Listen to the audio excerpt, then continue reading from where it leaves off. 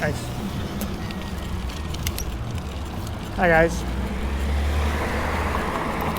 It's Richie Rides. Coming at you with a full charge battery, reset timer, mileage, and we're gonna do another range test. Except this time we're going to keep it at a lower power level, lower speed. Just basically going to do not a hyper mile, but just a casual riding day today. It's Sunday, and I did the last range test I did in my last video. I got 40 kilometers, 38 kilometers on the GPS, 40 kilometers at the wheel. But I was riding pretty hard, and I just wanted to do like a range test and also make a workout out of it. Because I was thinking, well, I'll just do it on a track and just see, and then ride it like I kind of ride it like in speed 5 and 6. And put some effort into it. But that's not typical riding. That's kind of like, making a workout out of it, which I've been focused on a lot. Well, I'll talk a little bit about that because we're going to be here for a bit. And the typical rider, they're going about,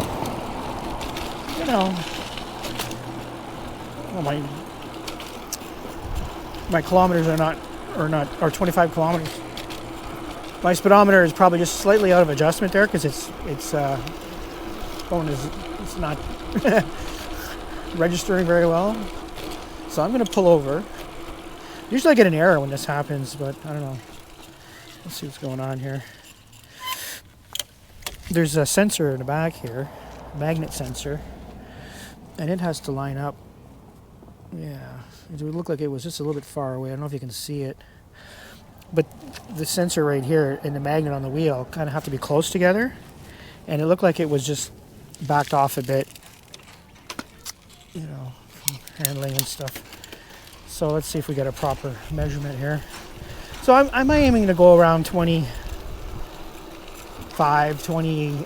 kilometers. Going to be using about 300-ish watts, which is... Oh, go ahead, lady.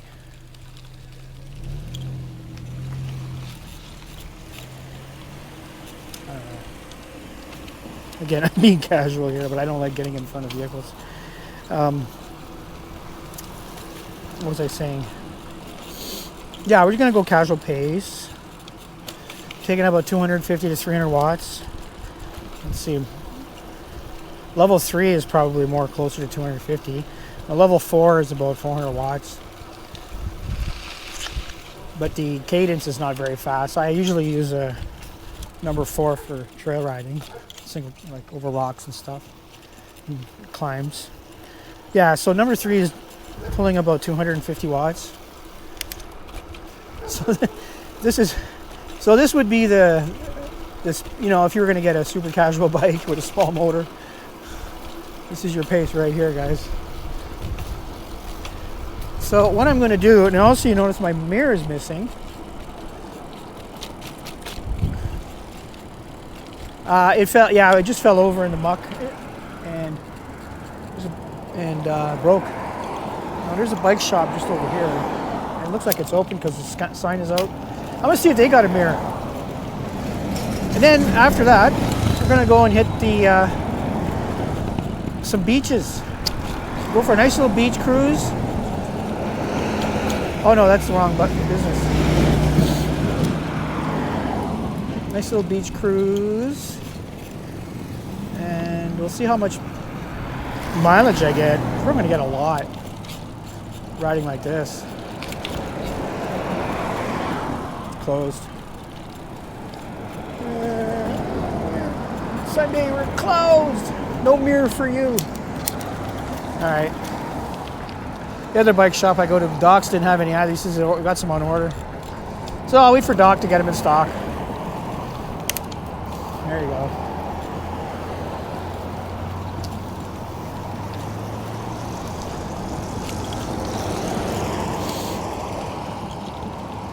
Oh, the sun is really beating down.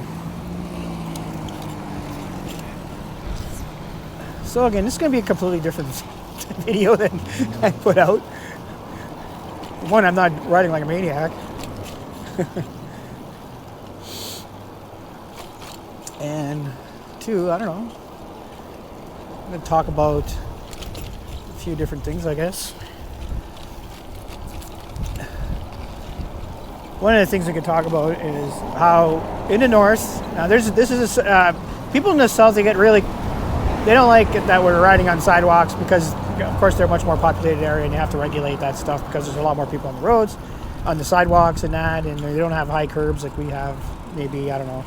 But one of the main reasons why we're kind of like sidewalk, essentially on roads like this specifically, are the high curbs. So that puts you kind of at a disadvantage. Let's say if you have to get off the road for whatever reason, because there's transport behind you, or there's distracted drivers, or you're taking up, people are road raging and all that stuff. Which does happen. I mean, you know, people honk their horns and then they pass you when they're fully accelerating. You know, that ruins the fun.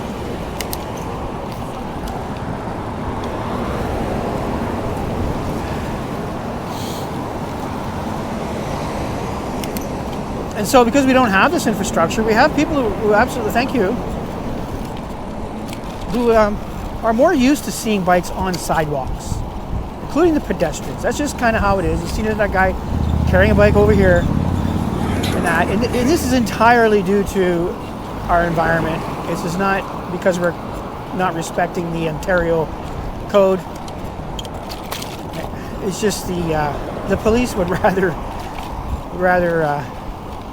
see cyclists on the sidewalk than scraping them off the road, okay? Because it's really, it becomes dangerous, especially when you don't have a mirror.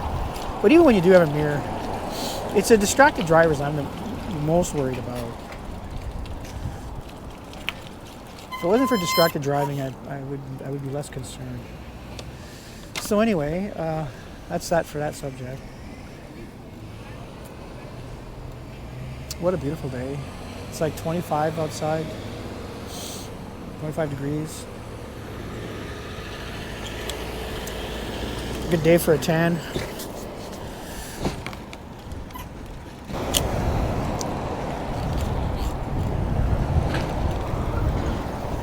Alright.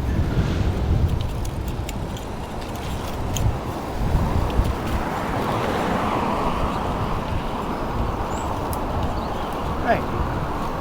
So what we'll do now is I'll head over to Bell Park. We'll hang out at the beach there. And then after, I'm going to go to the beach at Laurentian. And then from there, we'll go to Moonlight Beach. And from there, let's go down about Minnow Lake, I guess. Yeah, Minnow Lake Beach. And let's see how much miles we got left, how many kilometers we got left to go. And then I just fart around. Like, will I lose my, will I just run out of attention and just decide, it's gone long enough? Probably. But I got 2 hours worth of video capture card and 3 batteries, so that gives me about 2 hours at least, if not more, on battery power.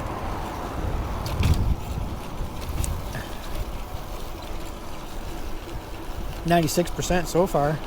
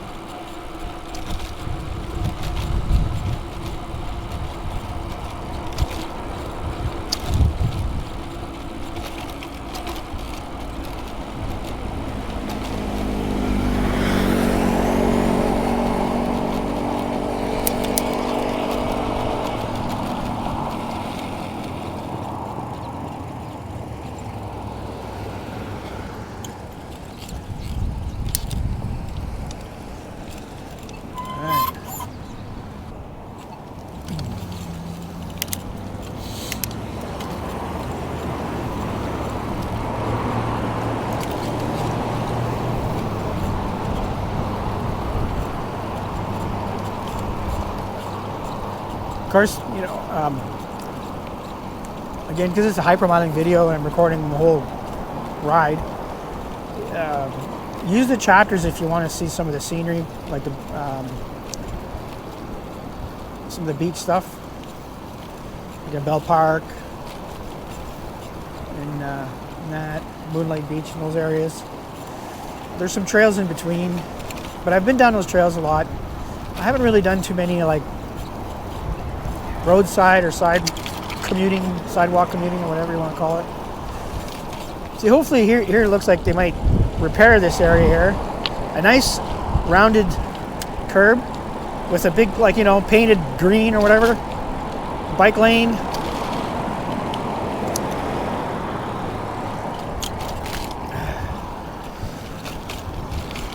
Some way of just kind of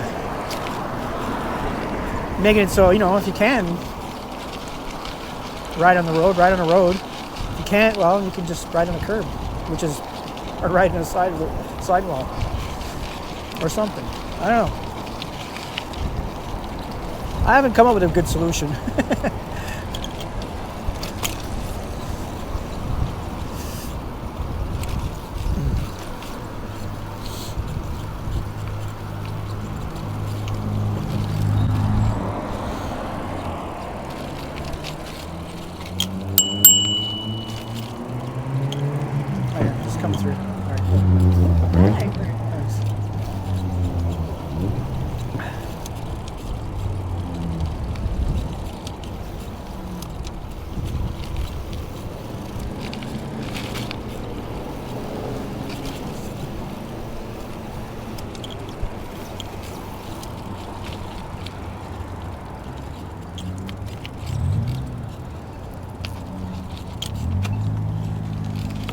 A lot of people struggling in town.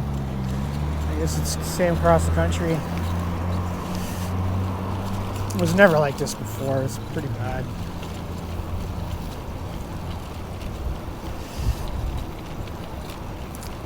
So here's some construction here, so I don't know. Might have to do a detour. Oh yeah.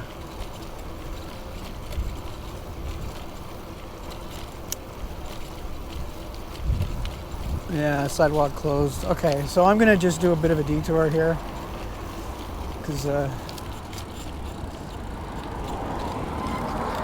well, what I could do is I could cross the street actually. I'll do that instead. Follow the lead of these other e-bikers.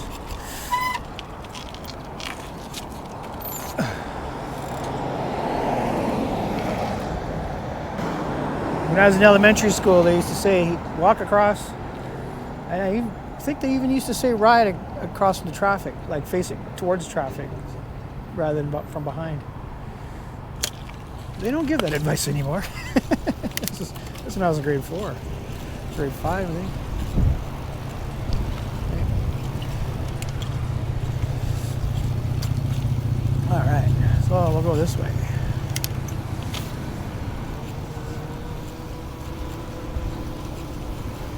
We'll do it the way Madame Chenier told me how to do it.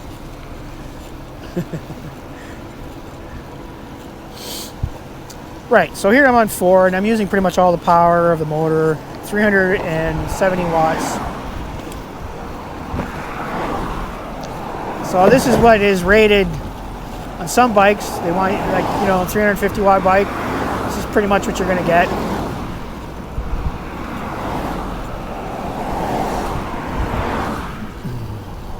Did 3.5 kilometers so far. Long way to go, boys and girls. What am I kidding? I saw my metrics. So this is called the All Nations Bridge. You can see this flag from all the nations, including the nation of Quebec, Ontario. There's BC. I think there's some provinces in there.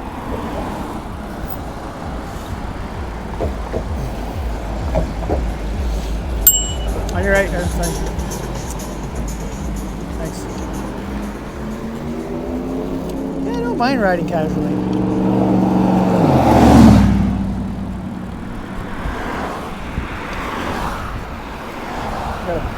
Heart rate going of 85.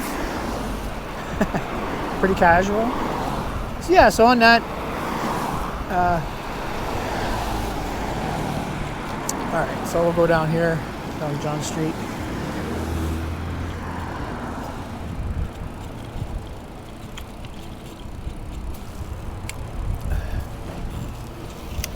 Right, so my fitness journey, I should talk about that maybe.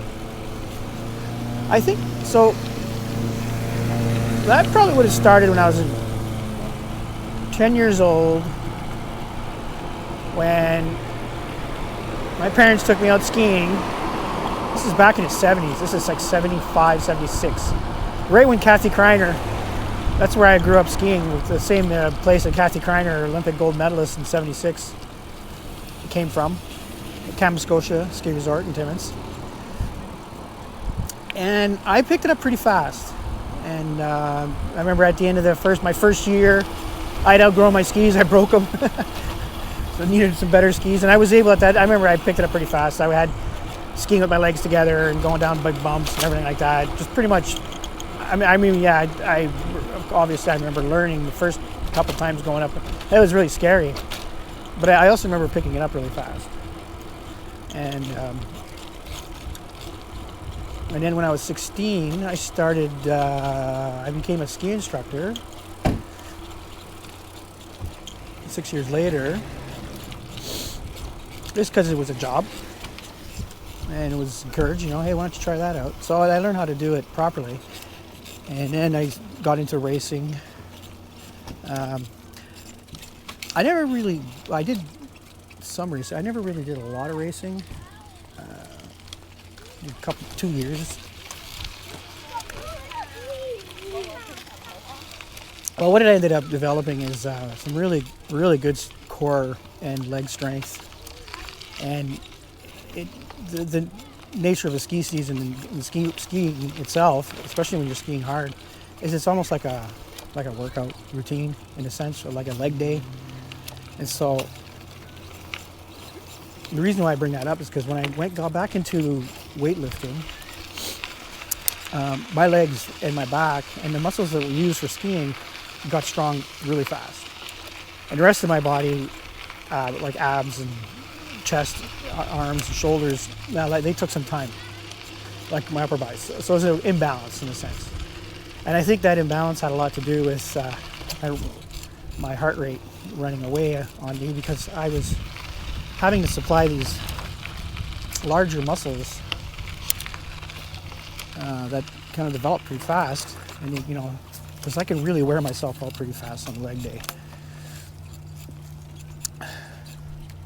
So, 93%. We're at the beach.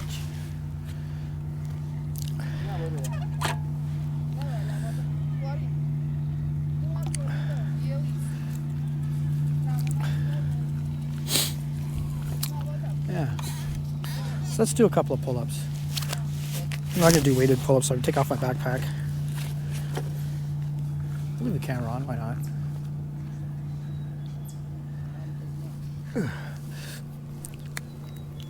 One.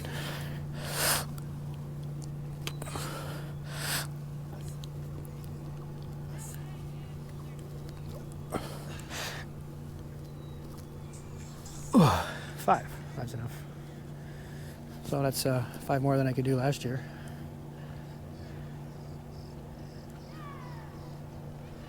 Now we have dips.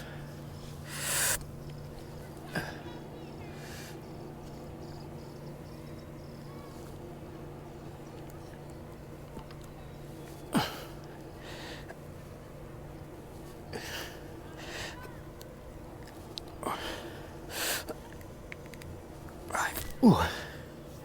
5 and 5. Very good.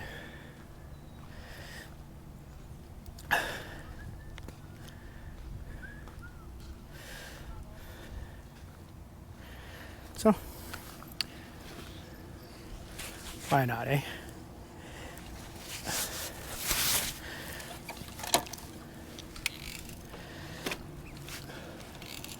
So that was, so like I was saying,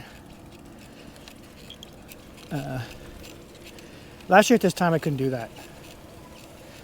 And I just started what I had started working out in September. And that's kind of like when I noticed the imbalance came up pretty fast within 3 months. And then the rest of the now that I've kind of gotten over that, and it's hard to talk and concentrate on my writing at the same time, that the rest of my body's catching up, is what I'm saying. And my heart rate is coming down, and it's much more under control now. It doesn't spike like it used to. And I don't feel out of breath like I used to. So all that's going really well. And I think what I'm going to do is I'm going to take some time here and get some sun. All right. Looks good, eh? Yeah, see you in a bit. So, just a little bit of tan session there. Right on. So this is the Bell Park Beach. And you can see it's a lovely, lovely day. Lovely day for this. So, let's get back on the bike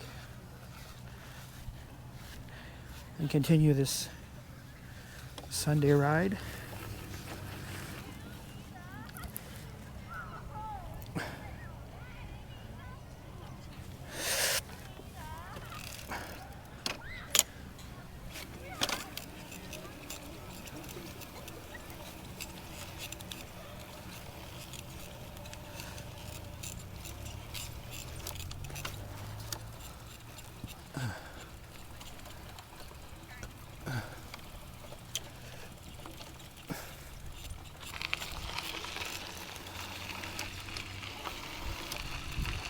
I lost my... Oh. Yeah, I have to go this way. No bikes allowed on the boardwalk by the beach.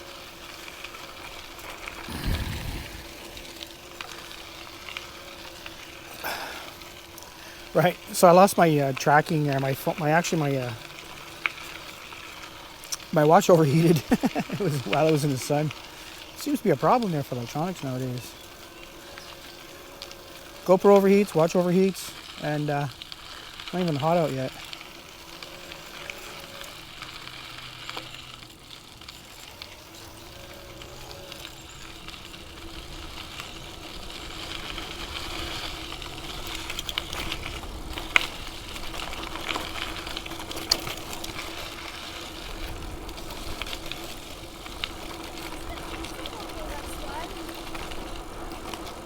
Oh. I hate it when that happens.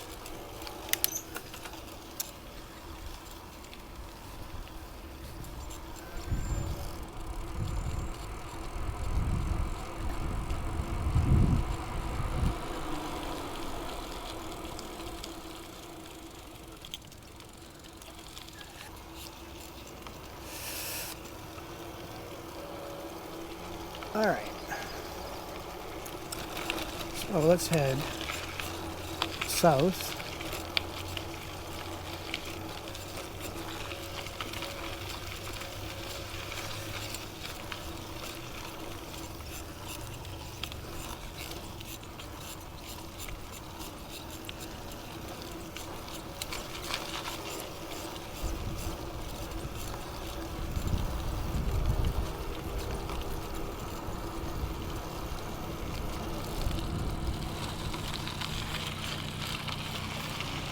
There's a show setting up there.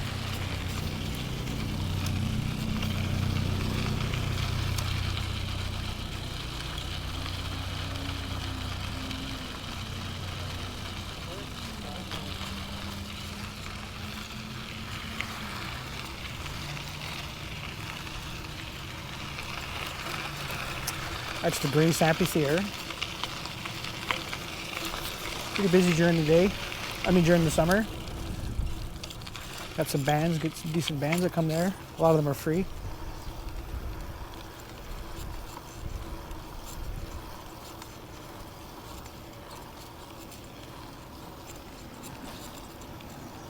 So let's check out the Miners Memorial.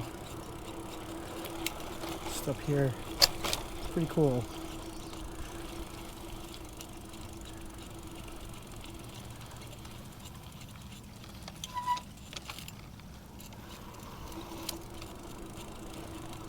Right, so as you know, Sudbury was built on the mining industry. Very, very large production site here. This is kind of symbolizes, you know, the work, the history of the town. It's definitely built on hard labor. And it's an interesting history. If you want to look into Nickel City, there's lots of information on that online. You'll find interesting. So we'll go this way.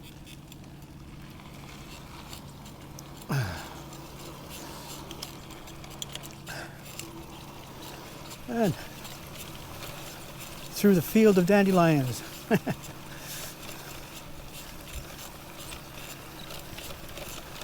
The first thing that pops up in the spring, eh? These dandelions.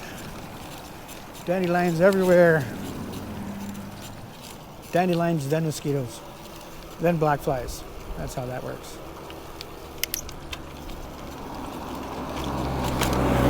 All right, so let's cruise down here.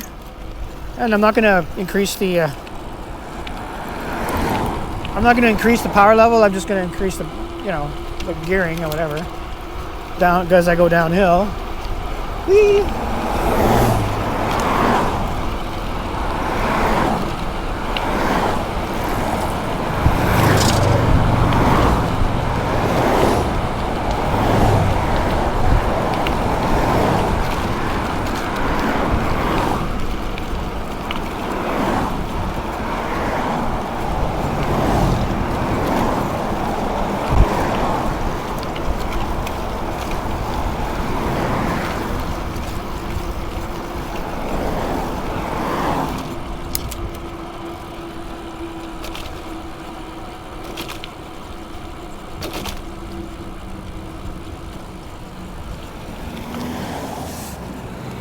Trying to make it across? Yeah.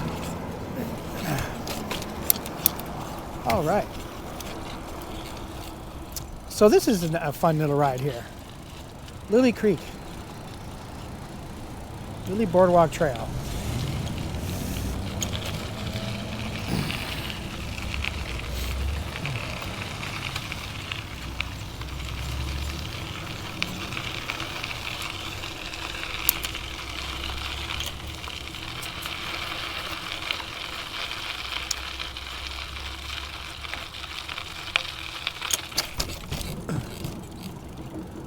Pretty cool. Hasn't grown yet, but it's pretty neat.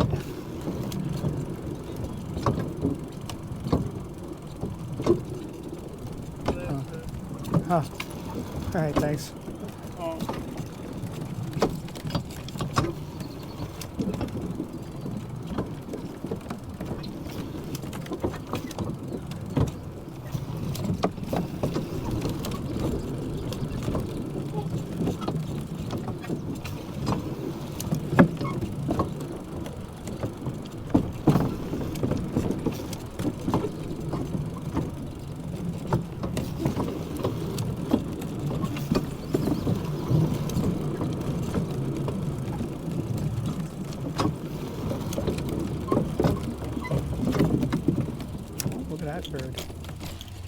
Look at that bird. It's got red wings. I don't know if you can see it. I have no idea what kind of bird that would be. It's pretty interesting. I've never seen one like that before. I don't know if you can see it through the field of view that the camera's in, but the beautifully black bird with the red wing inlet, or like into the body. And I've never seen a bird like that before. So I'm gonna look it up and see what it is.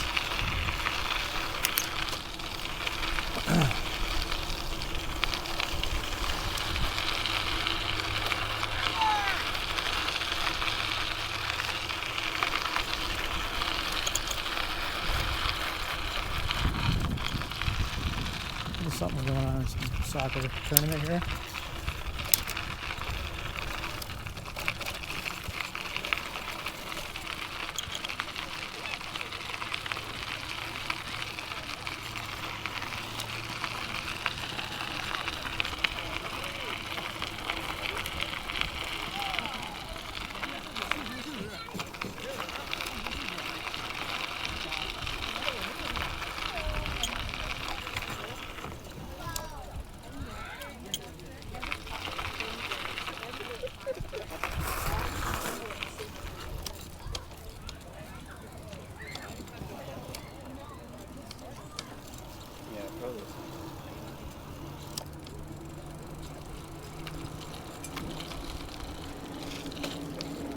Oh, Sudbury Cyclones. All right. I'm sure it's very good soccer.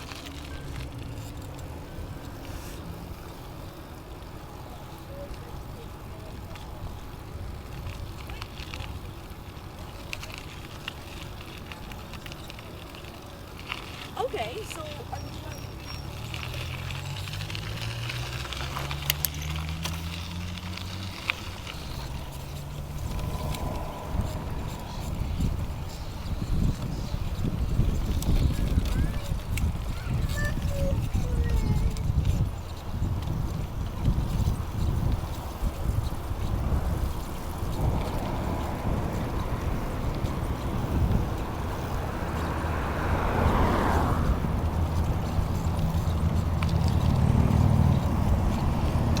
Okay, so I'm going to get back on Paris Street and I'm going to head up towards Loaches Road,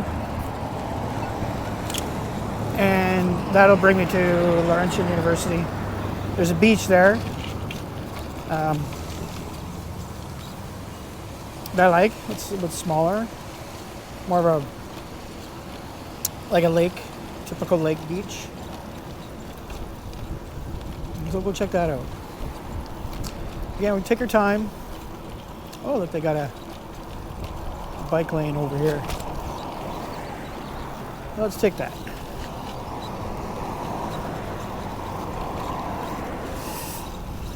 I think we're going to get a lot of miles in here. 93%. 7 kilometers.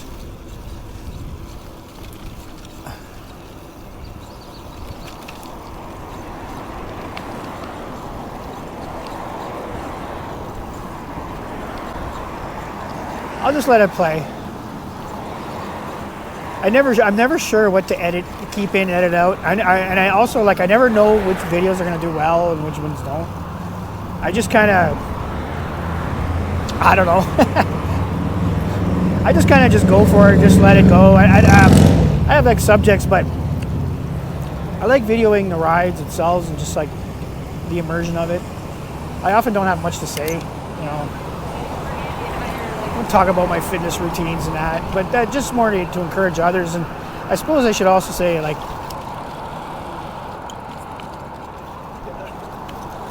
I mean, I bring that up on a lot of my rides, how it changed my life. Because we go back, okay, let's say, I was talking about how I was a ski racer instructor, which got developed some skills in that and some muscle, you know, strength in that for that sport, which translates to cycling. And so I've come off the ski hill and get on a bike, and you know I'm already ready to rock and roll because it's a lot of the same muscles, right? And so that was kind of like how I kept in shape during the summertime, throughout my 20s when I was doing that. And there was like a couple different periods, like where I'd stop and then I'd start up again, depending on what I was doing in my life.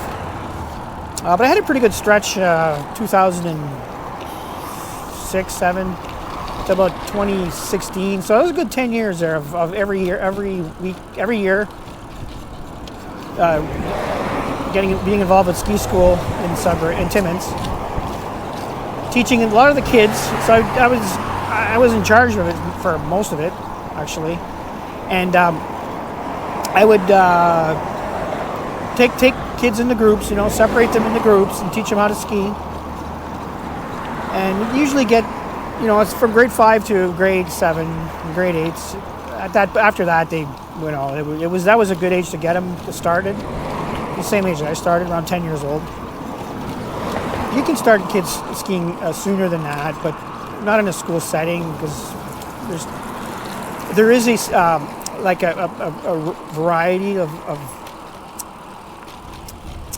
most kids can get it. Most kids pick it up. Most kids do very well. It does. You notice a lot of confidence as well. And one of the interesting things about skiing, when you put together these classes, it's a great equalizer. So the sports kids, they didn't necessarily always pick it up fast. The dancers would kind of picked it up fast. Gymnastics. It was an equalizer. So everyone kind of started out at the same at the same level. And over the course of 4 days, like 4 separate weeks, they'd all be pretty competent enough to go on a blue trail. Okay, and then probably by the end of the year, if they kept it up, and a lot of them did. One of the great things about the ski program is they've created memberships and lifelong skiers, and that's kind of a rewarding thing to do. I really enjoyed doing that, and I would also do, I also have my music business. I would alternate between the two. And then what happened? Let's see. Well, I had a pretty bad ski injury. It was 2018. And was it 2018? No, it was 2016 actually. I think backward. Geez, yeah, because my operation was 2018. So I had this weird ski injury. It was like a bunch of things that went wrong. And essentially, I was going really fast. Probably about 80 kilometers an hour. Could go pretty fast.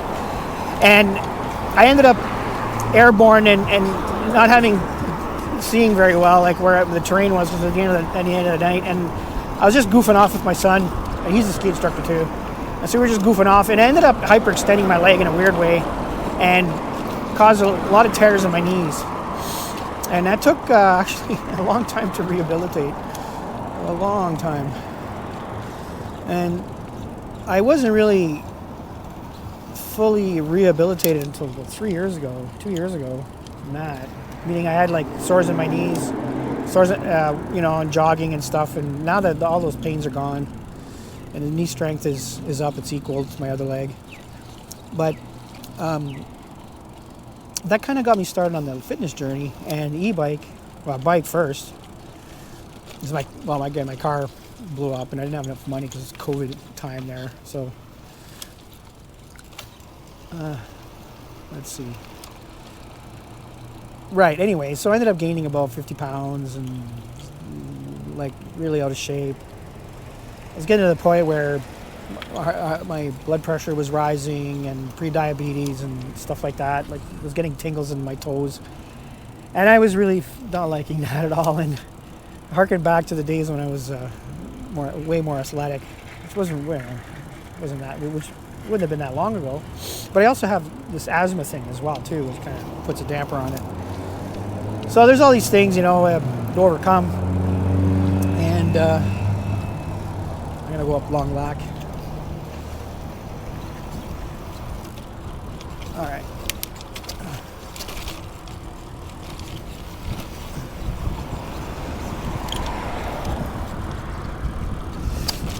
Okay. Right, so anyway, I made the decision to get a bike.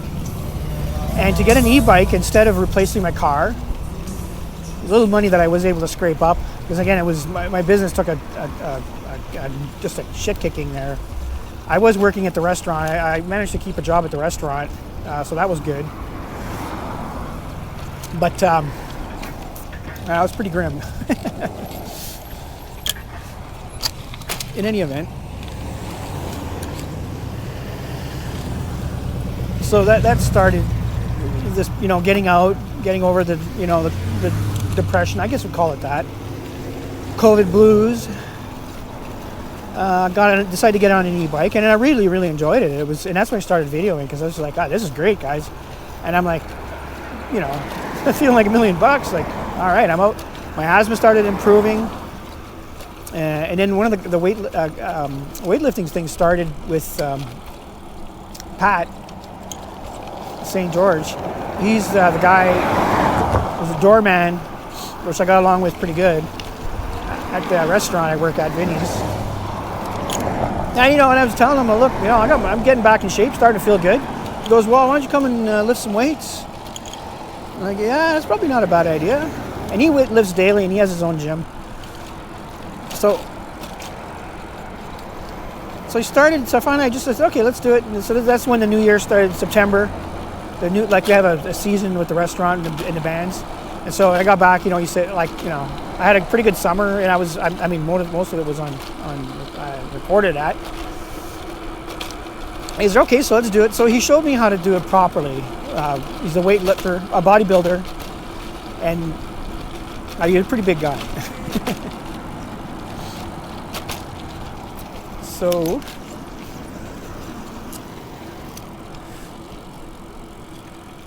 I started, arms, backs, legs, and with low weights. Didn't do the heavy weights for the first little while. They're just small, but building up the muscle tone, and it's. And he was a nice guy. He would himself didn't show off and show me how I can do this much weight. He would do the same weight as I would, but he would do contractions, meaning he took a small 20-pound dumbbell, for instance. It's not that hard to do a 20-pound dumbbell. Well, once you've trained, it's not that hard to do. But what you do is you force your arm, and then you lift it, and you create the resistance. And what you're trying to do is you're trying to initiate a pump or a burn in your muscles, and you do that by stiffening your muscles and doing the weight. So that's how, and kind of an advanced thing to do, mind-muscle connection. But the idea behind it is to not wreck your joints and not wreck your nervous system, and which is important. I say that if you're riding a bike and you want to get into weightlifting, and I definitely encourage everyone to do it, there's a kind of a structured timetable that I've learned throughout this process myself.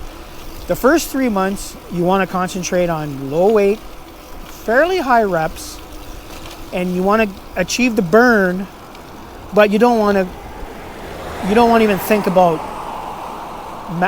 maximums or how much you can lift or any of that, like bench press, squats, deadlifts. You can do those, but lightweight. Don't even do that. There's a couple of reasons for that. First of all, what you risk damaging. Okay, take me for example. Okay, I came in, my legs got strong right away. Right away, I can leg press over 500 pounds. Now, I leg press I can do it. I can do it now, no problem. But the thing is, just because I can do it when I first started out, because that was the first thing that got strong, it didn't mean my cardio system can handle it, and it didn't mean that my nervous system can handle it. And so you can easily overtrain, and when you overtrain, you create a whole bunch of issues with your body. Flips into a different mode. It gets into some kind of survival mode of some sort where you're not getting gains. You're actually getting sick, and your immune system is compromised, your hormones are reset, and it could take a long time to get over if you put your body in that mode. And you could easily do that in the first 6 to 8 months of training because your nervous system hasn't caught up. But it's just not just your nervous system, it's your tendons and bones as well. So the way it kind of happens when you're a former athletic guy or whatever, that's out of shape, and you get back in, is you'll get gains pretty fast, but you have to temper it down and let your joints and your nervous system catch up. And then once they kind of catch up, which is kind of where about 6 months, maybe later, depending on the individual, then you can start kind of increasing the weights and the reps and pushing the progressive overload, which is what I'm doing right now. So it takes about 6 months before you want to do that. So that's when you can start getting into 200-pound bench presses, 350-pound deadlifts. You got to wait at least 9 months maybe. I'd say 6 months is too early for that. 9 months to a year, and then you can really start to train like a weightlifter, bodybuilder, power lifter, however you want. It takes a good solid year to get to that. All right, and you gotta and I'm a prime example because my cardio would explode. Again, the drugs, I'm sure, had something to do with it. The salbutamol, speaking of drugs, had a lot to do with that. So,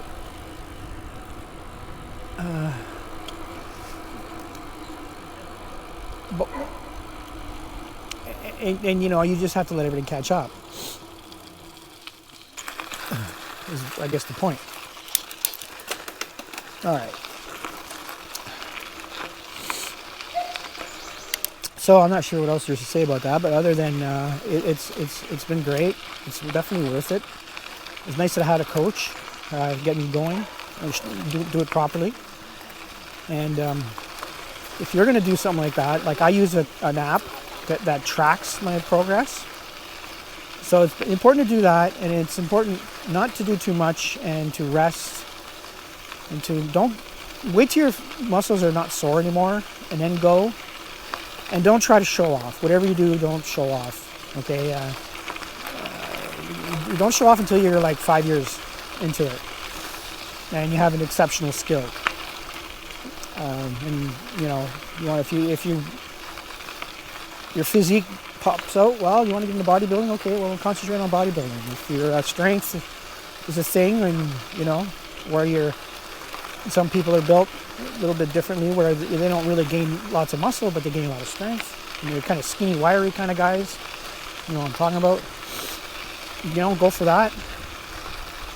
If you just want to stay healthy, just do an all-arounder, maintenance kind of a thing. You know, and try to reach, 80 to 90% of your potential, your genetic potential.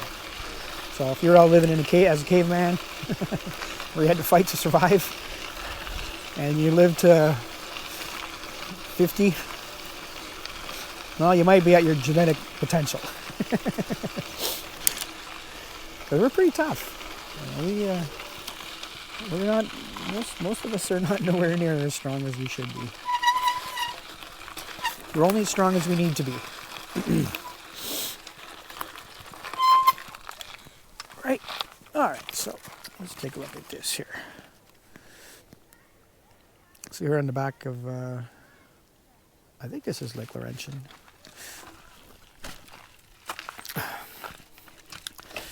Right. So that's my story. Of course, the other nice thing about it is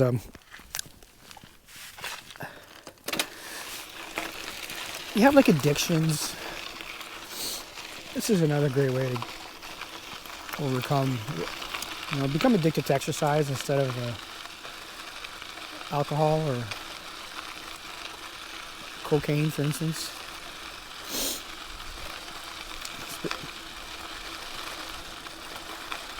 Because being drug-free is nice. Oh yeah, I like that.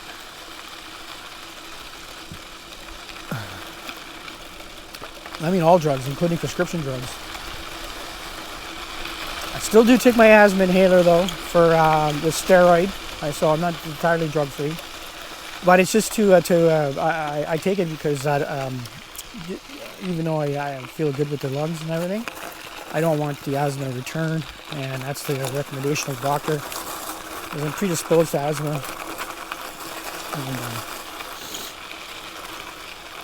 And it's, part exercise, part diet, and everything else. It's really much, much better now, but I'm still doing the Advair, which works pretty good for me. All right.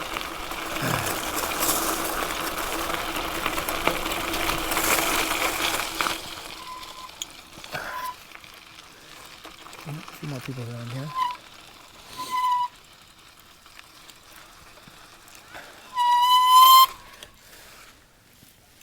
All right, so I'm gonna park and just sit here for a bit. Hopefully the sun will come out again. All right, we'll see in a bit. All right, so I'm back. All right, so that was good. Another little tanning session.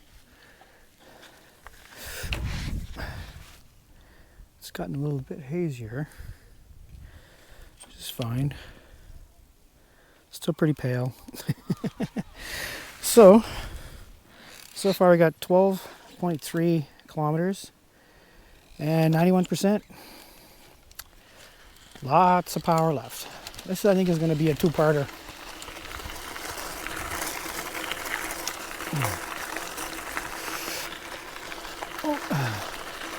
All right, let's continue on.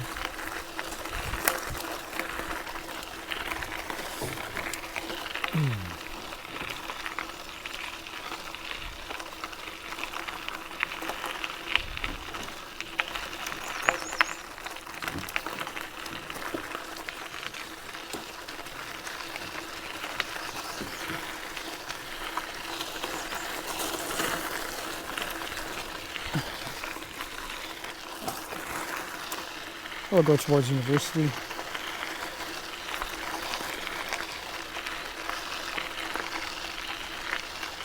So if you recognize this place, the trails, I'm not going to do them.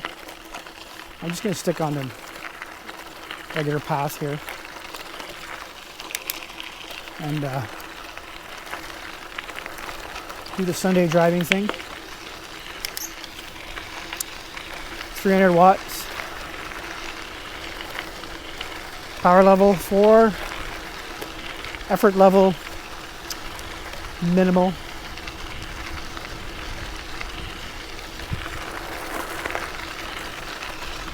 I turned off the workout tracking because, well, my watch stopped, but I don't really need it.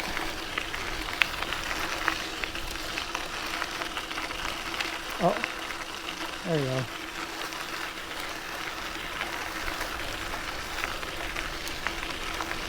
Thanks.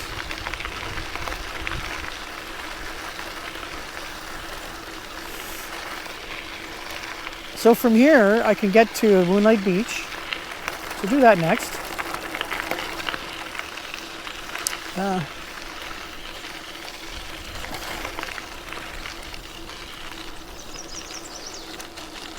So I'll do that. I have to go down Sudbury Road. Now, Sudbury Road is an up and down road.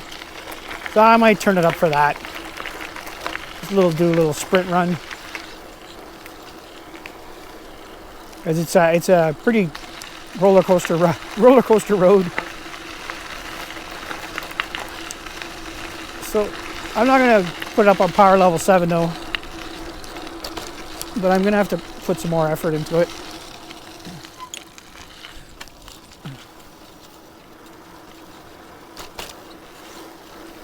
I'm going to get used to this lazy riding. It's more casual. I don't mind it.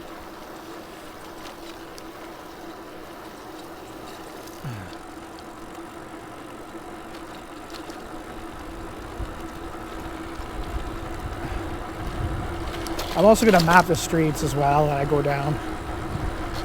So you get events by chapter and by street. I do that because with people,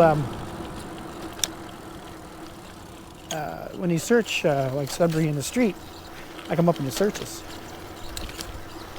And if you want to take a look, we'll see what Sudbury looks like. Click on the street name and you'll see me riding down it. I guess South Bay Road this is a fun road. Yeah, you want to check this one out. But again, I'm going to take it easy.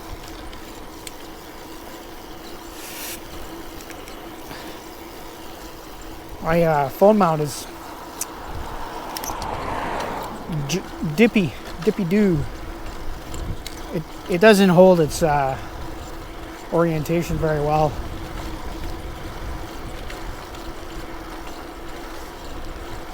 I might end up replacing it.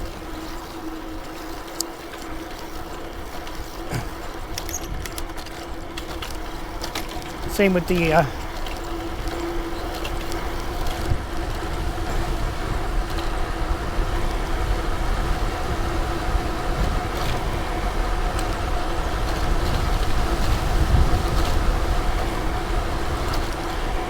I turned it upside down to see if it would help. Nope. Not at all.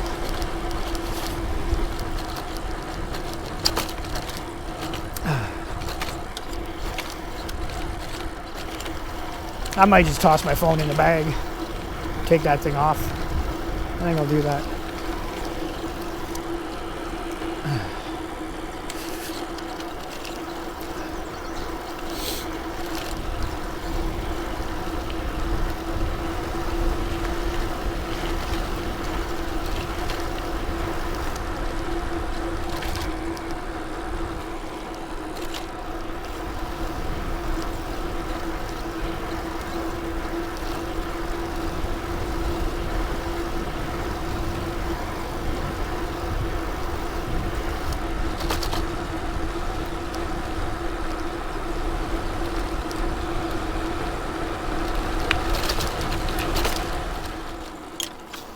There we go.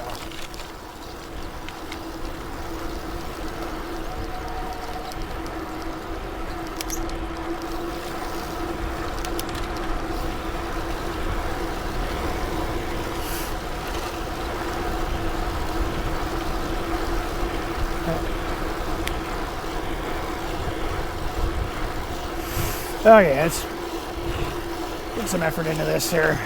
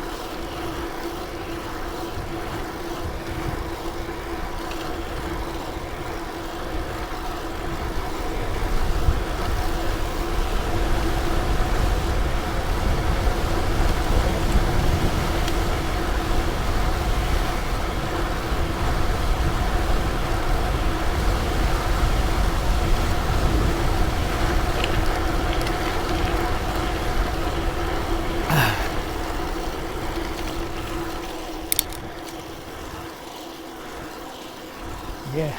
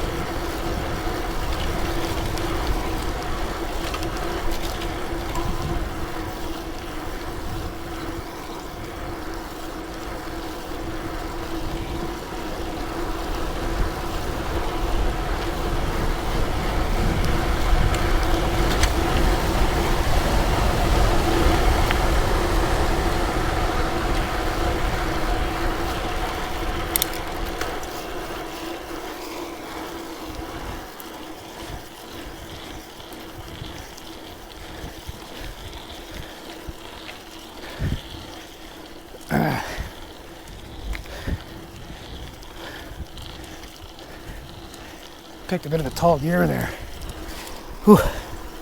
Gear 5. Oi.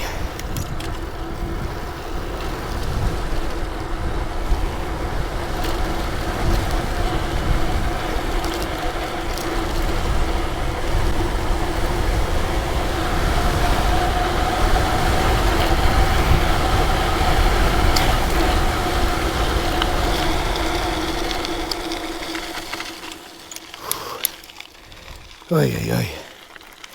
Okay. This thing's coming off.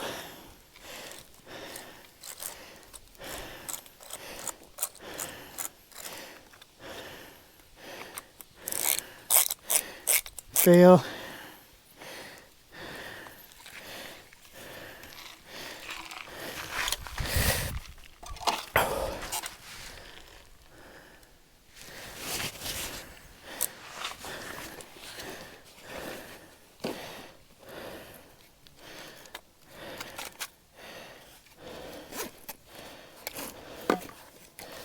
One in here.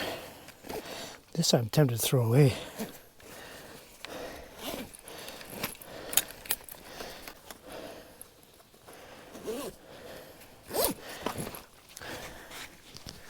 All right, enough of that.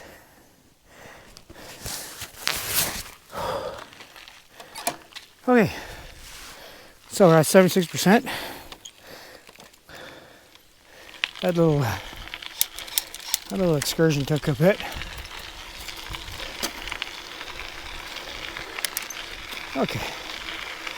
Okay, so I had a little moment. I don't know how fast I was going, but I was pretty damn fast.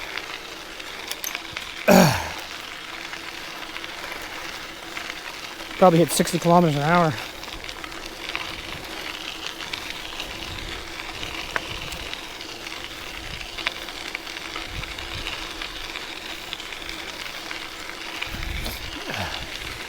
I think that phone holder, it's kind of stripped.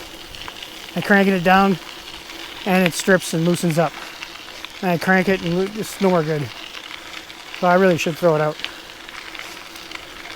Thanks, Basico, for sending me that. I got a year out of it. I was right. Well, my what was that?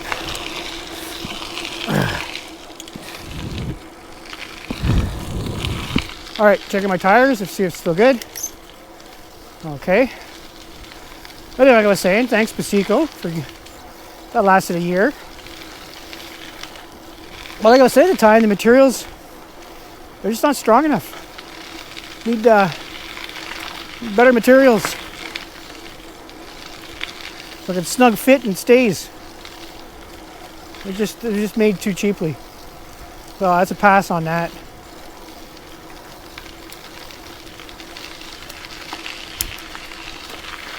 So I give it a 3 out of 5 stars. I gave it a 4 originally, but it didn't last very long, so it's not worth much. $20. Now when it comes to, see, to me the sweet spot is not to get these ultra cheap that just work for a season. No. I'll play double for better material that lasts longer. Okay.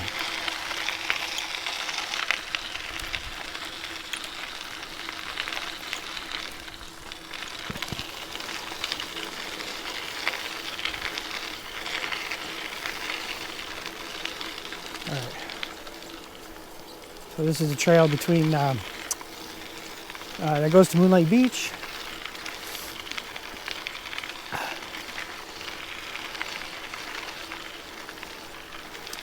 And we'll stay on the path.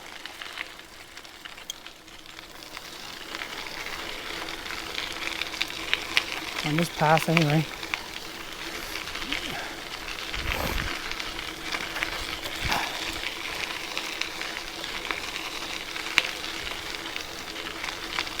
That's nice, eh?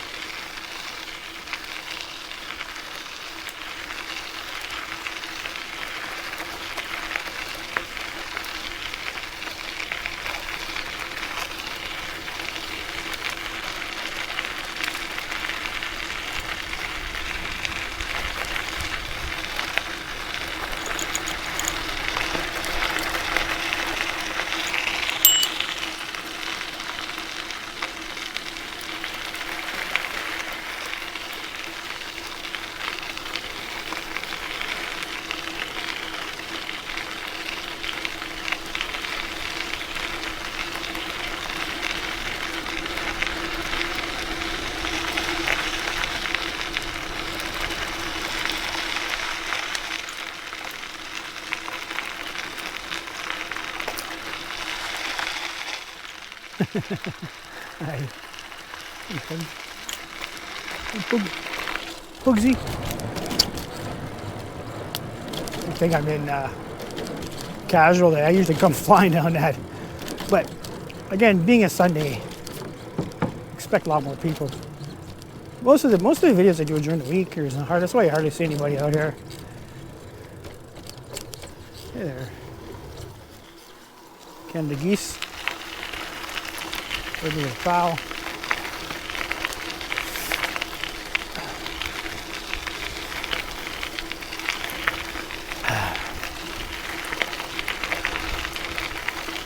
You never know, if I get more views on this casual ride, maybe I'll ride more casually.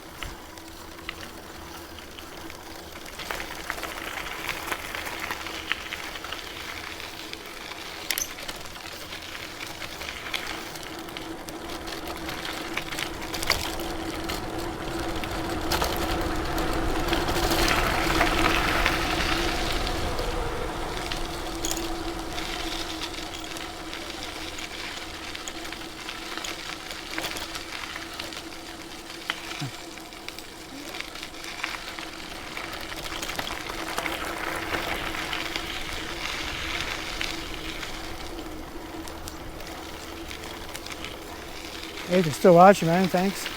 Hope you like and subscribe. This is a long one.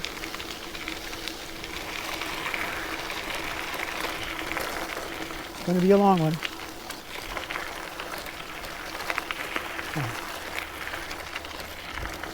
Who the Schnell there?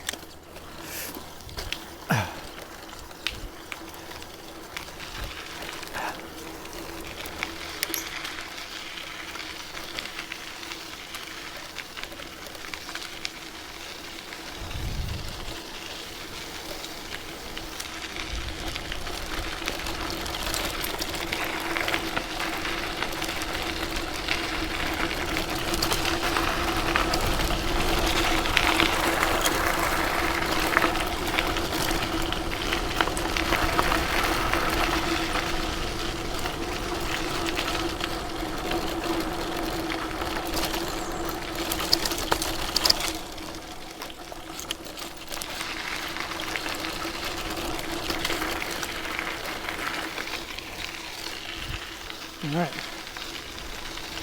go a little downhill. All right, cool. We got another beach here coming up.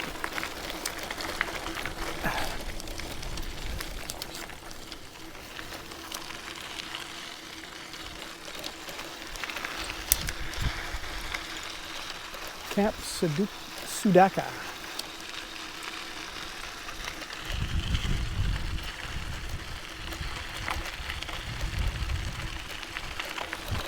Hello, mother. Hello, father. Here I am at Camp Sudaca.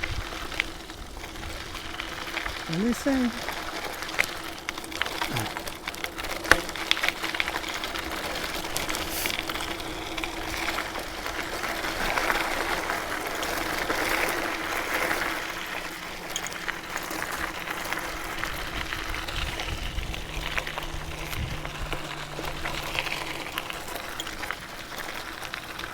All right.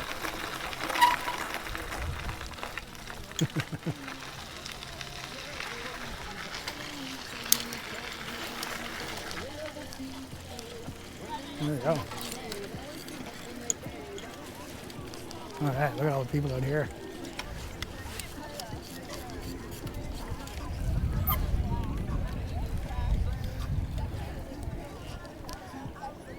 The Northern Life.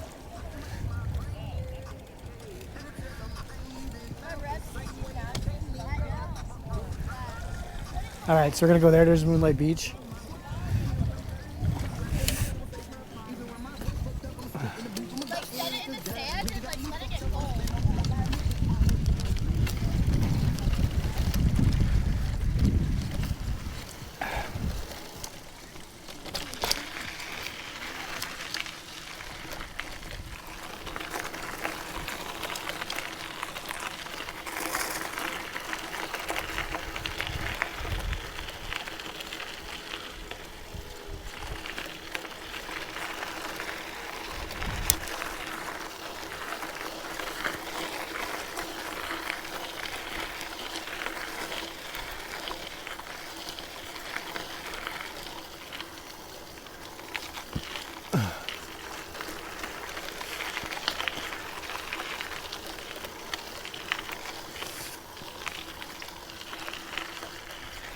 I don't know what goes on with this camp.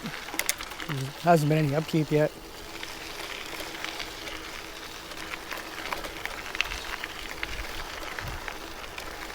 I think it's open in the summer, I guess, for kids and stuff. Send your kid to camp. There we go.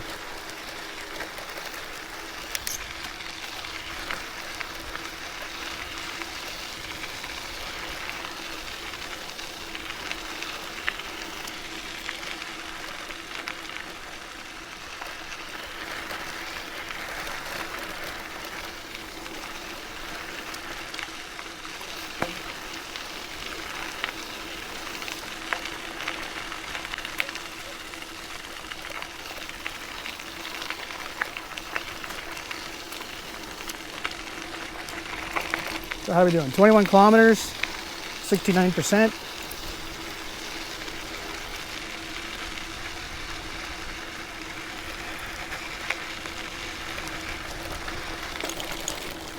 See how many more kilometers we get. We might get maybe 50. Maybe we'll get 50 kilometers out of this charge. Okay.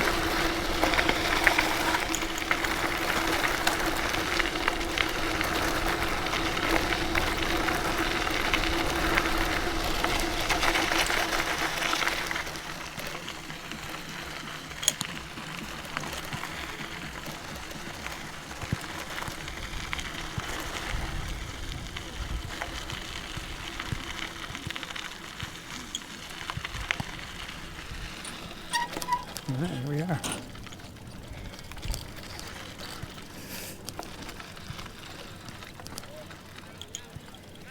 Yeah, there's lots of people here today.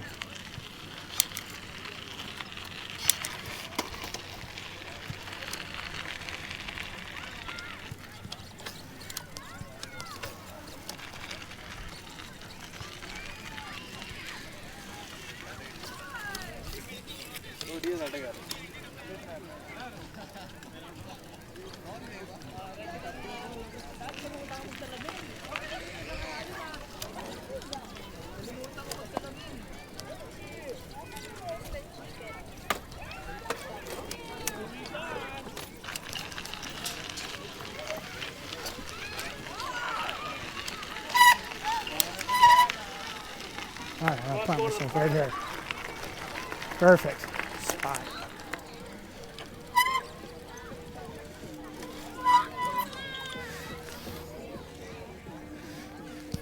Okay, guys, I'm going to take a break here, and I'll come back when I'm ready to go. All right, folks.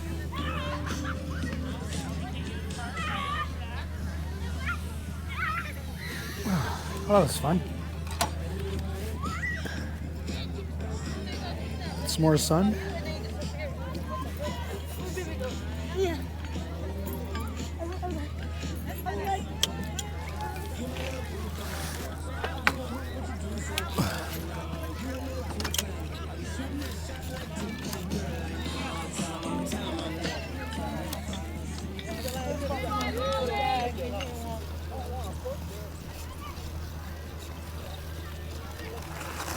Okay, so let's start heading back.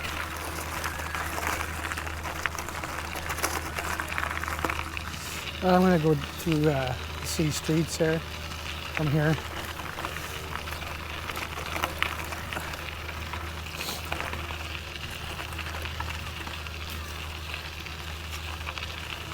Beautiful day.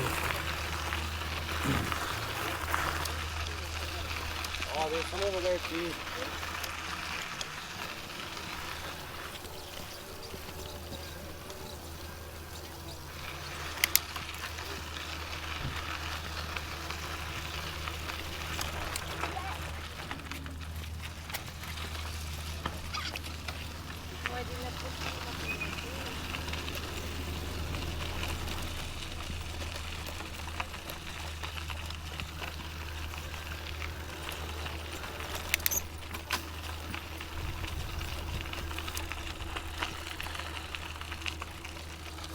Okay, so I'll head back to Moonlight Road and a car show also, usually on Sundays. So let's head in that direction. Let's see if we can go. It might be, well, it's 4:30.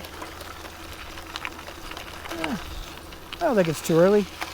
Usually, it's probably showing up right around now. It's in a parking lot at Best Buy. So we'll head in that direction. I'm taking it easy. Casual day. I already had my daily pump down down that road. I gotta admit, I am a little bit obsessed with fitness right now. I like it. I like it.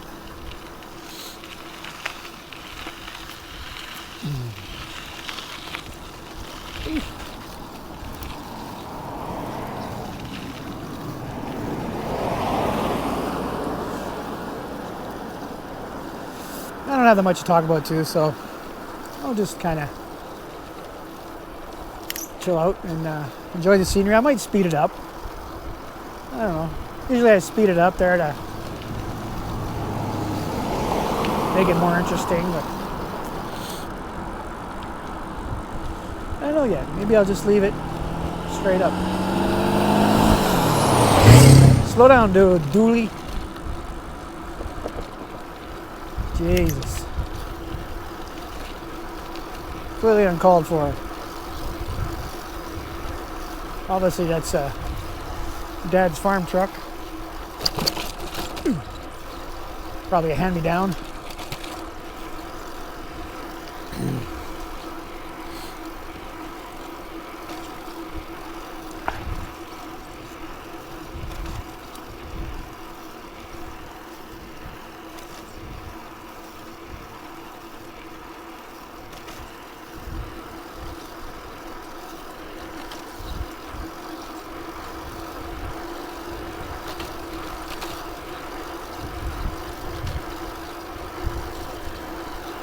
So this is about 500 watts in power level 5.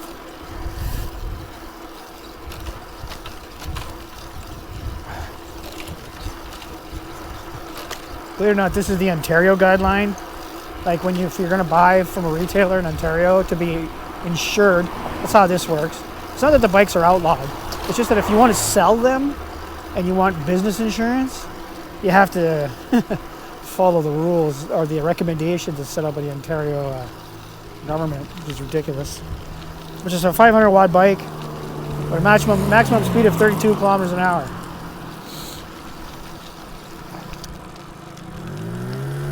Just when you get a kit off Amazon, it's not set for that.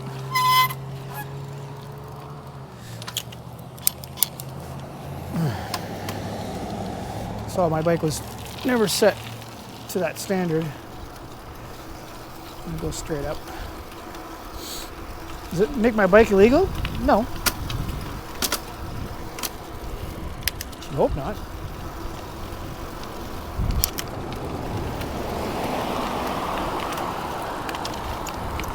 But it's like one of those things. It's not really that it's enforced. It's just it's a new sport.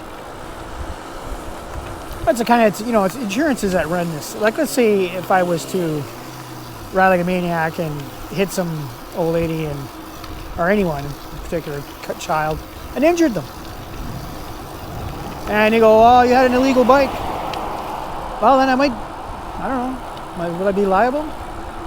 Or I had a bike that I was going too fast. I was reckless.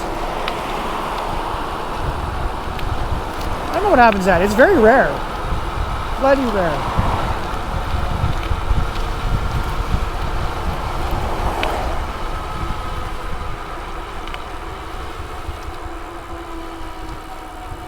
The thing is, don't run into people.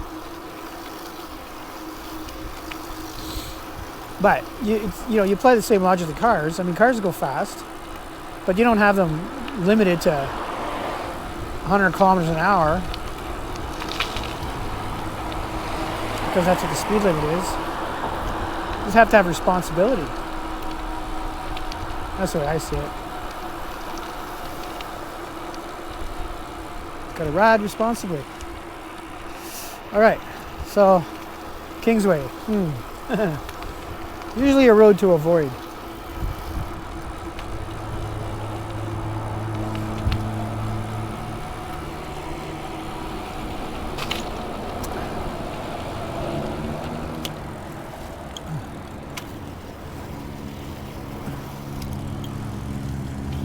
Get off the road here.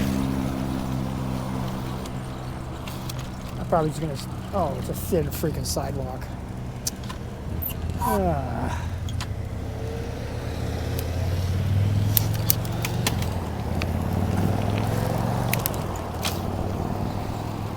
guess I'm gonna be running on the side of the shoulder.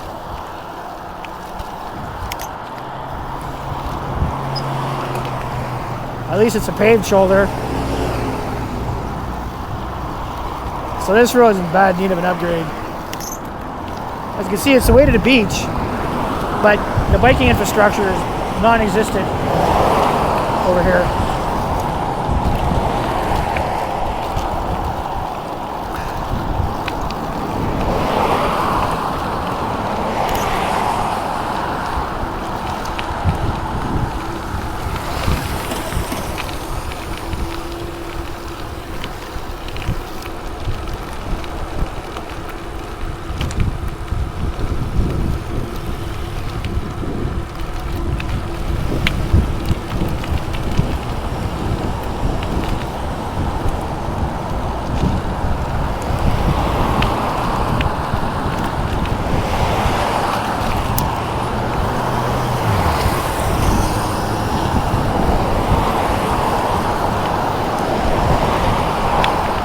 Here I'm gonna see that curb, which ruins everything.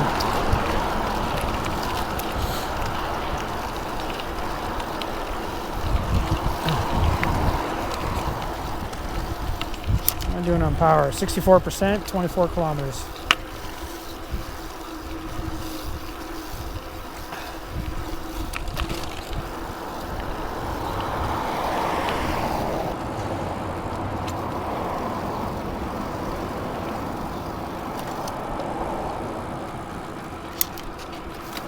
Uh-oh.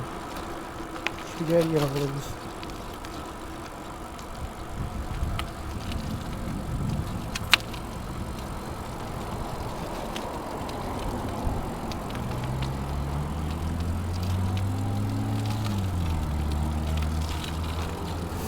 Alright, so we're gonna go up there.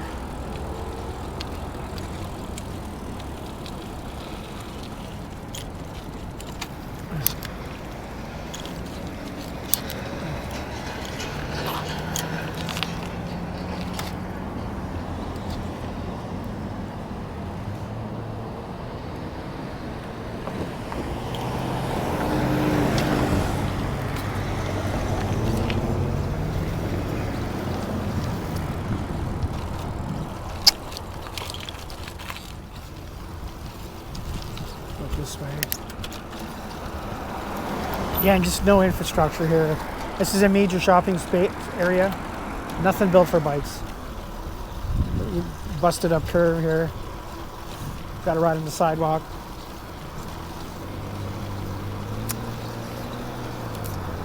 I just want to turn up here now. And it's really bad in the wintertime. I think that's where it's. That's where this becomes a real problem.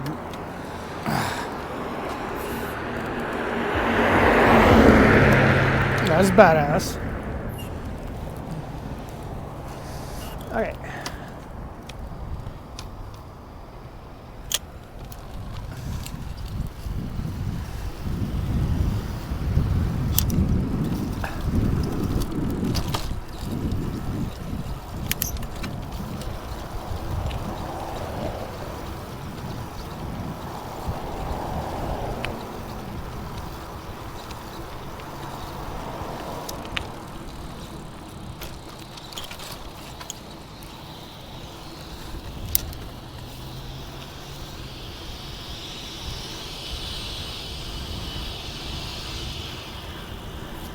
Good shopping here.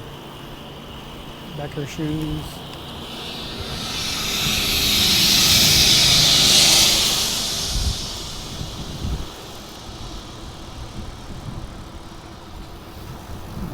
It's that's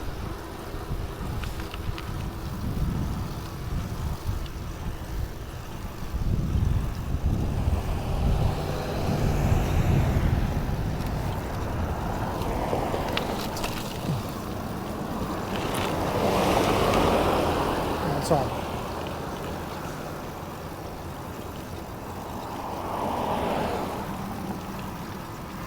Is it here or it's across the street?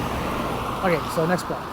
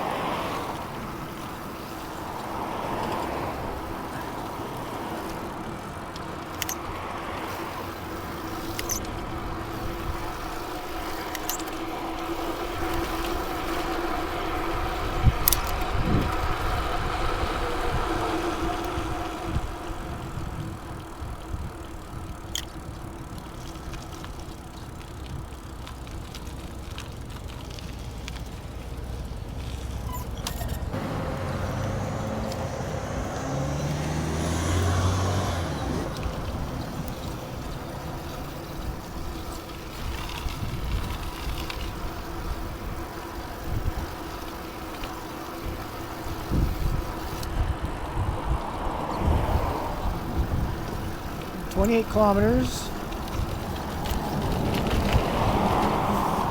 and 55% left. Well, what ends up happening is the last 50% goes down pretty fast. So it's not linear.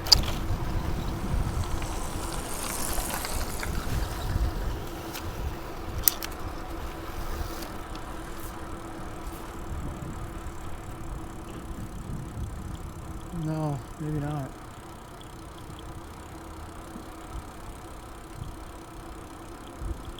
No classic cars today.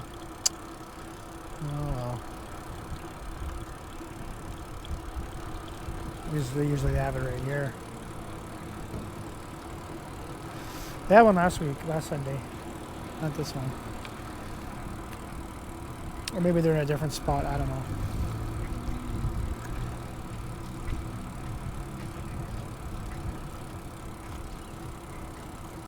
Alright, got a fresh battery. Okay. Now there's a shortcut, I believe, through here that is going to bring me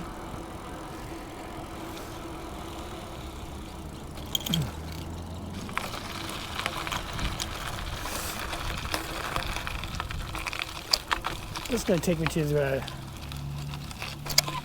different place here. I remember taking this a while back. There's a shortcut that's going to put me on Howie, Bellevue, a road I'd rather take.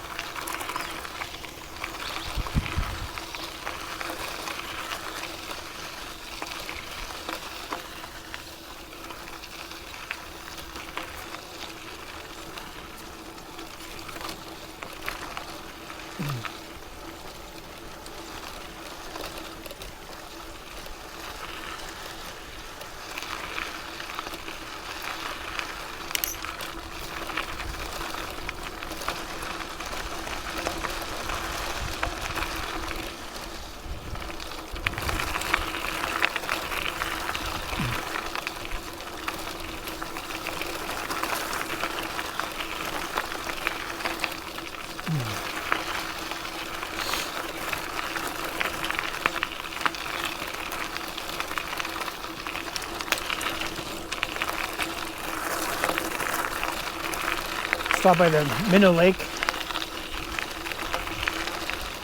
area there, which is just ahead.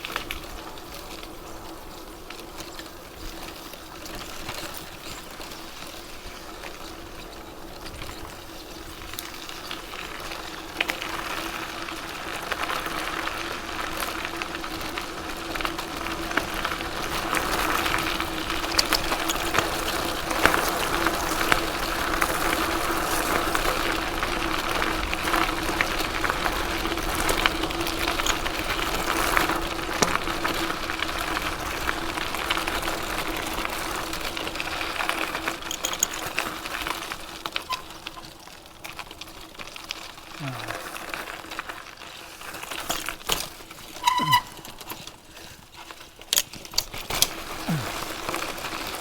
we go.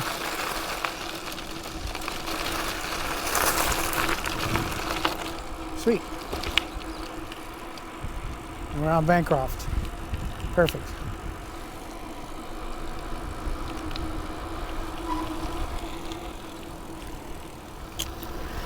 And I'll just stick with the power level 4. 23 kilometers an hour. I think this is the maximum speed in Europe, in England, Britain.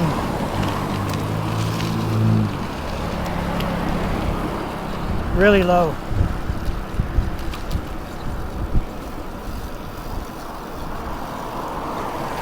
But they got a much higher density population. That's different. Still very low though. What's frustrating about that is your motor taps out, but you still have a lot of gears, and you know your bike can keep going. So you want to go any faster, you just got to push real hard with your legs. Okay, fine. But you know,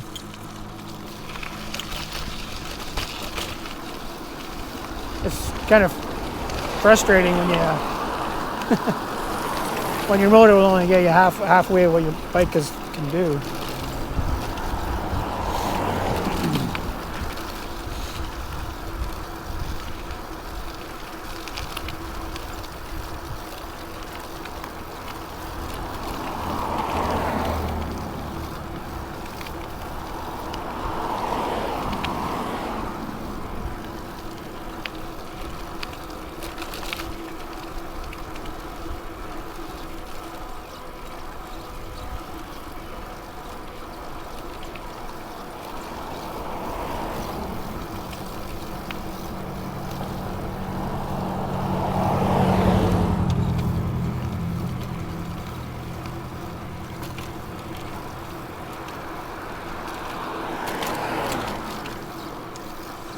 Bike park here. Let's check this out.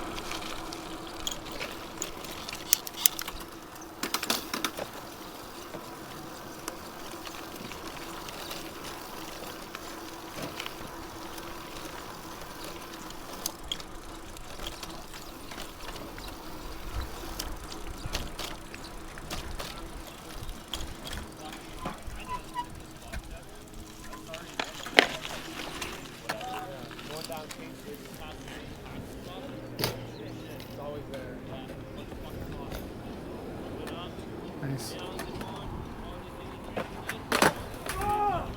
Nice. Kill it.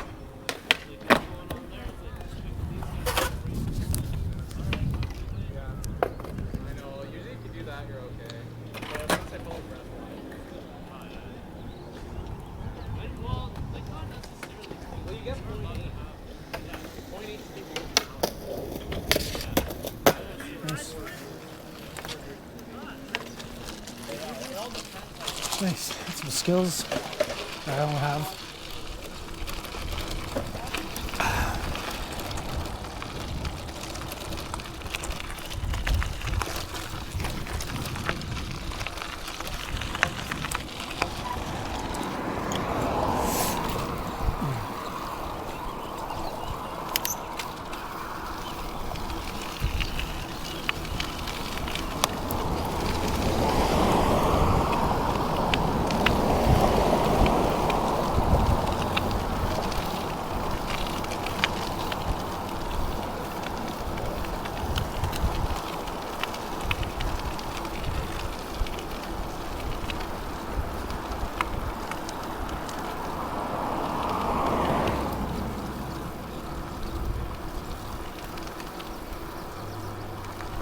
Yeah, I prefer going down this road if I'm going to cross. If I'm on this side of Sudbury, I'll go down this direction here, Bancroft, and then Bellevue, and then Howie. Then if I'm north of here, I'll take the new Sudbury Trail.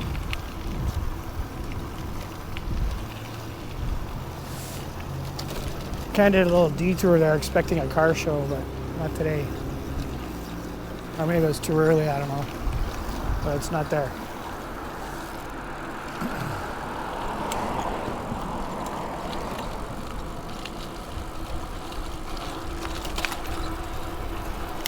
says bike lane. It used to.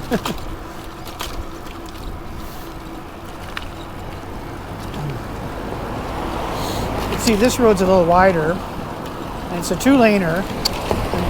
Plus, it's well, it's 50. Usually, it's 40. Normally, it would be 40. It's 50, but this is manageable. But it's the 4-laners. The 4-laners is my cutoff.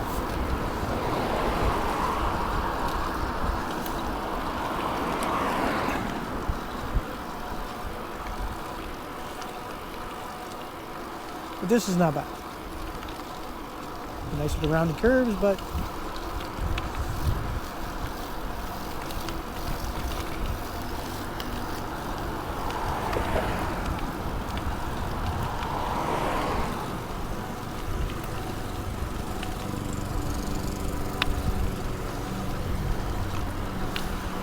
so again, reminders, 13 amp hour battery.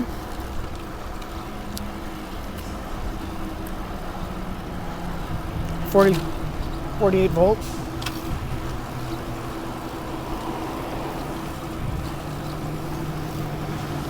I got a bus behind me. Oh. That was kind of him. Instead of passing me and then just waited. Good driving.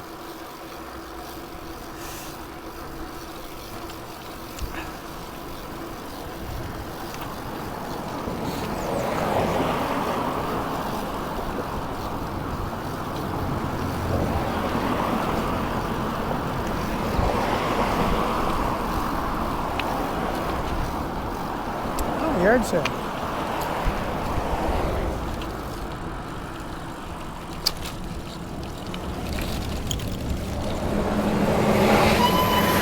I'm going to turn it off there while I check this out.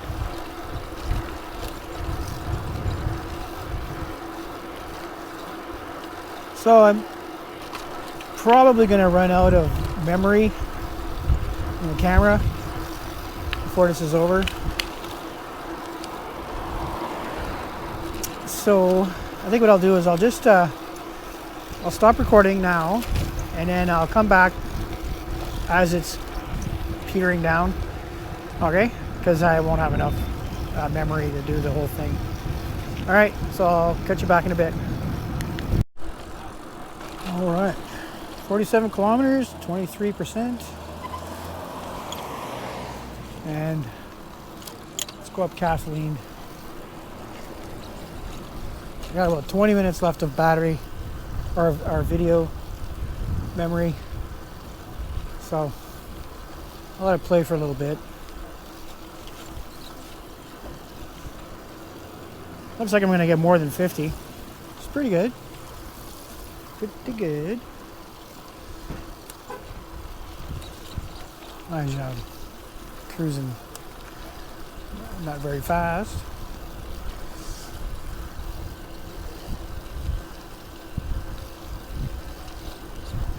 I'll bring up the power level 5. Make it go a little quicker.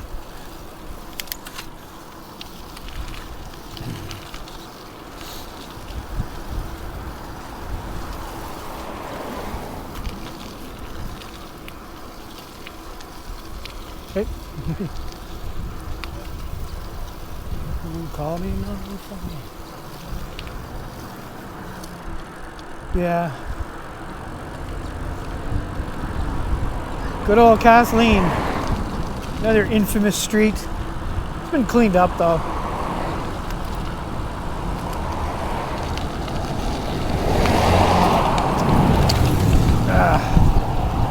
Not having my mirrors. Wow. I have to rely on my sense of hearing for someone coming.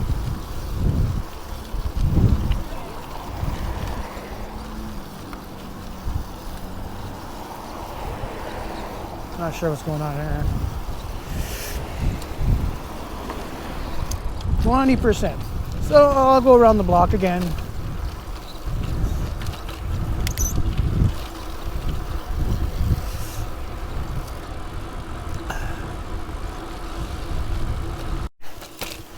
So So we're down to 13%. A pretty good hill to climb here. 52 kilometers. It's pretty good for a 13 amp hour battery. I think I started my trip around 1:30. It's like 6:30 with some stops along the way. Some sun tanning stops. So gotta get my vitamin D. And yeah, the old battery, she's holding up pretty good.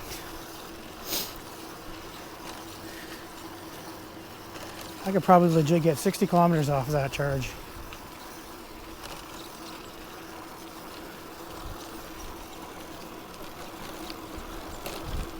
But I'm getting hungry.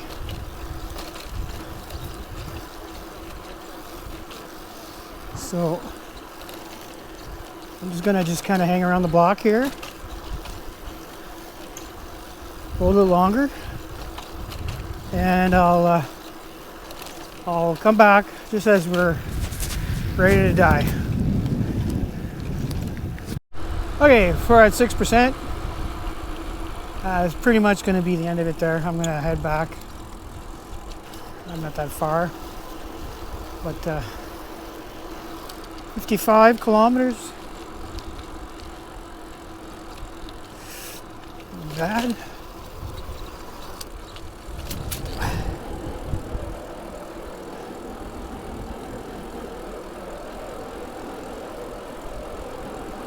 I'll just keep running this out. We're probably one of the two is going to run out. I'm either going to run out of space on the card, or I'm going to run out of battery.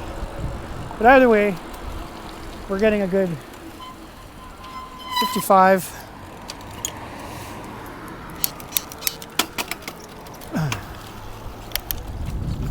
Kilometers out of this charge on power level 4 and 5, which is basically about 500 watts, 3 to 500 watts, 250 and 450, 500. Well, I'll just say about that, 500 watts or so, and that's what we get. So I'll just go around the block one more time.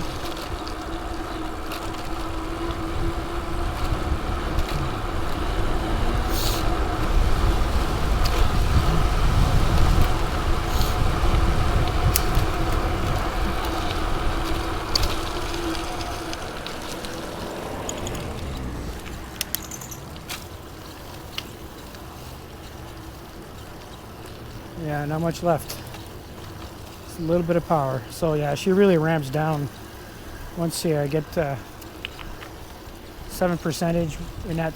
Anything under 10 there is pretty much gonna go any second. So got a little bit of power left.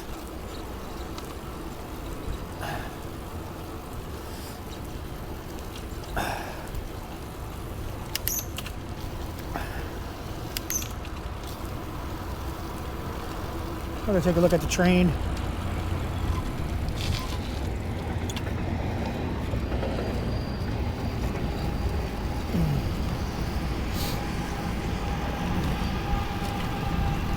That's the Trans-Canada Trail train CN or whatever.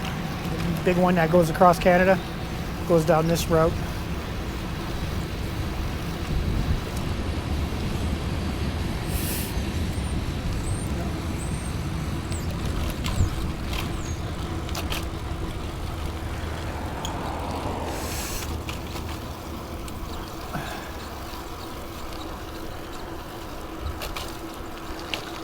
She's holding up pretty good. She holds up good. This motor, you know, this system is a pretty damn good system.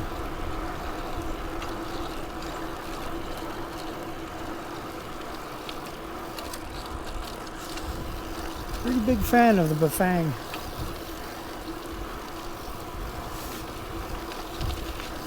So we'll go one more time up Kathleen, and that's going to be it.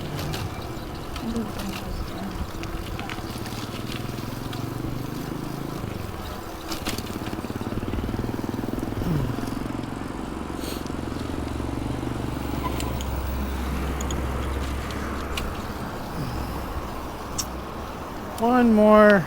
I'll just go to pedal and let the motor. Oh, there, we lost it. We lost it.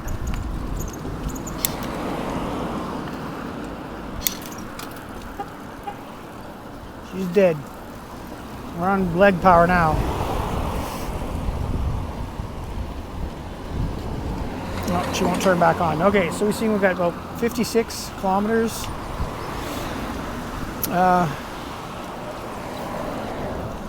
There's a timer on it as well, and so I'm gonna put some charge in it, and then I'll get those results.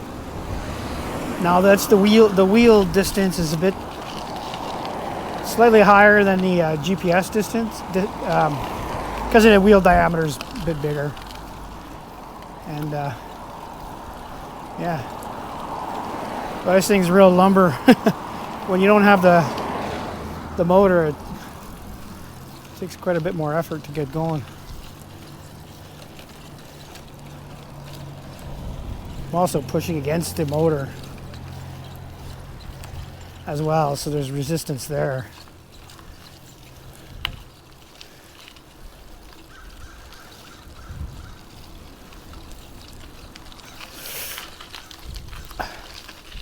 Well guys, I'm going to leave it here. Like I said, we'll post the results there from the display after we plugged in. But I'm getting hungry. Time to do a barbecue. So I hope you enjoyed this ride. Hope it wasn't too boring. If you're still here, so thanks for watching. So please like and subscribe. And I hope you enjoyed the ride. Have a great day.